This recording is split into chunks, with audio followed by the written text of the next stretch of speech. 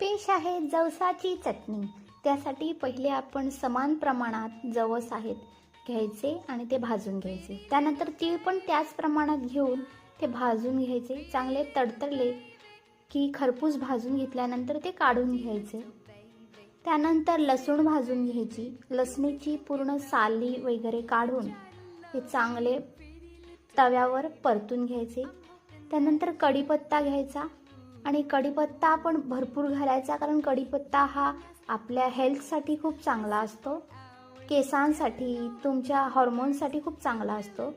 त्यानंतर शेंगदाणे घ्यायचे आणि शेंगदाणेही चांगले भाजून घ्यायचे। चांगले ते तडतडले की पूर्ण होऊ द्यायचे नाही, जळून थोडेसे खरपूस भाजले की बंद करावा गॅस।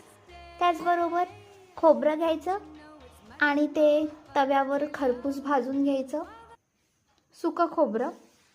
आणि त्यानंतर ह्या सर्व वस्तू एकत्र करून त्याच्यामध्ये लाल मिरची पावडर आणि मीठ घालून हे मिक्सरला वाटप लावून घ्यायचे आणि नंतर जवसाची चटणी तयार झाली।